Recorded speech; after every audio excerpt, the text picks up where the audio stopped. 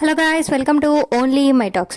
Heroine Kalyani Priyadarshan పుట్టెడు దుఃఖంలో ఉంది. పెంపుడు శునకం చనిపోవడంతో ఆ బాధ నుంచి బయటపడలేకపోతుంది. పెట్ డాగ్తో ఆడుకున్న క్షణాలను గుర్తు చేసుకుంటూ సోషల్ మీడియాలో ఎమోషనల్ అయింది. థియో ఈ వారమే నన్ను వదిలేసి వెళ్ళిపోయింది. తన మరణ వార్త నా గుండెను ముక్కలు చేసింది. చూడటానికి చిన్నగా ఉన్న దానికి ఎంతో ఎనర్జీ ఉండేది. తన ఇంట్లోనే మేము దాన్ని ఇంటి యజమాని అని పిలిచేవాళ్ళం. ఎందుకంటే ఇది తన ఇల్లు, తన ఇంట్లోనే మేము నివసిస్తున్నాం. అదొక సిల్లీ వాచ్ డాగ్ కూడా. స్టూడియో బయట కూర్చోవటం దానికి ఎంతో ఇష్టం. ప్రతి వేసవిలో దానికి హెయిర్ కట్ చేసేవాళ్ళం. దానితో చివరిసారి ఉన్నప్పుడు గట్టిగా పట్టుకొని ప్రేమగా ముద్దు పెట్టుకోవాల్సింది. దానిపై ప్రేమ కురిపించిన అందరికీ మనస్ఫూర్తిగా కృతజ్ఞతలు. ఎంతో ప్రేమించా, అలాగే అది లేదన్న నిజం తట్టుకోలేక డీలా పడిపోయినా నన్ను ఓదార్చి ధైర్యం చెప్పిన వారందరికీ కూడా థ్యాంక్స్. థియా, కొత్త కన్నేళ్ళుగా నీతో నేను ఎక్కువ టైం స్పెండ్ చేయలేకపోయాను, కానీ నువ్వు చాలా మంచి అబ్బాయివి. నిన్ను ఎంతో గాఢంగా ప్రేమించానో అర్థం చేసుకొని ఆత్మకు శాంతి కలగాలని కోరుకుంటున్నాను అని రాసుకొచ్చింది. ఈ పోస్ట్కు థియోతో కలిసి ఉన్న ఫోటోలు జత చేసింది.